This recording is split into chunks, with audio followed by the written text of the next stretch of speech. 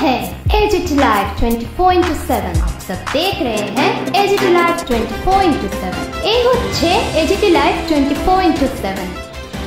This is AGT Live 24/7.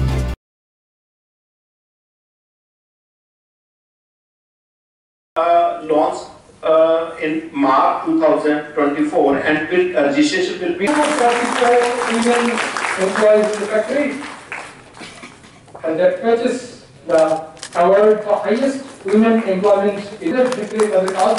Private sector they have been working the fastest acquisitions within 1 year from their inception. They have started production. The number of production we can go from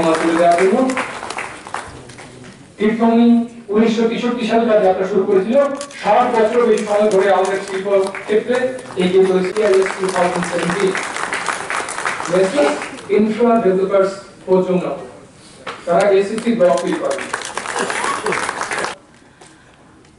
আমি মনে করি যে আজকের এই প্রোগ্রামটা আমাদের ত্রিপুরা রাজ্যের যারা ব্যবসার ক্ষেত্রে আগ্রহী এবং শিল্প ক্ষেত্রে যারা আগ্রহী তাদের জন্য এই প্রোগ্রামটা অনেকটা উপকারে আসবে আমি মনে করি।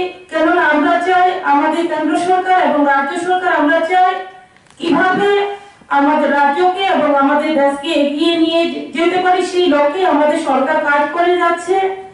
তারই একটা অঙ্গ হিসেবে যে আমাদের নর্থ ইস্টের আমরা জানি যে শিল্পের ক্ষেত্রে আমরা বিভিন্ন ক্ষেত্রে বিগত দিনে আমরা এগিয়ে যাওয়ার সুযোগ পাইনি আমাদের নর্থ ইস্টের রাজ্যগুলো।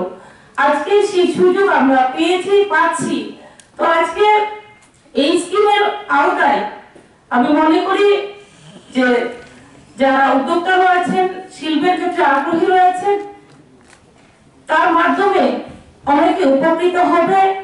আমাদের দপ্তর কাজ করে যাচ্ছে অনবরত কিভাবে ত্রিপুরা রাজ্যে আরো শিল্পের ক্ষেত্রে এগিয়ে নিয়ে যাওয়া যায়। আমাদের স্টেট পলিসি তৈরি করা হয়েছে শুধুমাত্র যাতে করে শিল্পকে আমরা আরো এগিয়ে নিয়ে যেতে পারি। পাশাপাশি যে আমরা যদি লক্ষ্য করি 2018 সাল থেকে আমরা দেখেছি যে আমাদের ক্ষুদ্র মাঝারি থেকে বিভিন্ন শিল্প আমাদের ত্রিপুরা রাজ্যে গড়ে উঠেছে এবং আরো গড়ার জন্য আমাদের ত্রিপুরা রাজ্যের মাননীয় মুখ্যমন্ত্রী জির নেতৃত্বে আমরা কাজ করে যাচ্ছি। তো নরেন্দ্র মোদীজিকে এবং আমাদের ভারত সরকারের বাণিজ্য শিল্প মন্ত্রকের শিল্প অভ্যন্তরীণ বাণিজ্য উন্নয়ন বিভাগকে আমি ধন্যবাদ জানাতে চাই এবং কৃতজ্ঞতা প্রকাশ করতে চাই। নর্থ ইস্টে আমরা জানি মাননীয় প্রধানমন্ত্রী যে সবসময় বলেন যে যতক্ষণ ধরে নর্থ ইস্ট ডেভেলপ না হবে ততদিন দেশও ডেভেলপমেন্ট হবে না। সেটাও একটা ঝলক আবার আমরা দেখতে পেলাম যে উন্নতি 2024-এর যে প্রকল্প নর্থ ইস্টের যে শিল্পায়ন এবং যে জিডিপি বা জিএসটি যদি ডেভেলপ করতে হয় উনার যে মানে চেষ্টা সেটা আবার আমরা দেখতে পেলাম। উত্তর পূর্বাঞ্চলের শিল্প উদ্যোগকে আরো যাতে মজবুত হয় তার জন্য এই কর্মসূচি চালু করা হয়েছে এবং যারা বিনিয়োগ করতে চান তাদেরকে আকর্ষণ করার জন্য এই উদ্যোগ। এখানে যা আমি শুনলাম এর মধ্যে যা বুঝতে পারলাম 10 বছরে প্রায় 83,000 হয়তোবা আরো বেশিও হতে পারে পরে সেখানে কর্মসংস্থান তৈরি হবে এবং প্রায় 10,037 কোটি টাকার বাজেট বরাদ্দ রাখা হয়েছে নর্থ ইস্টে।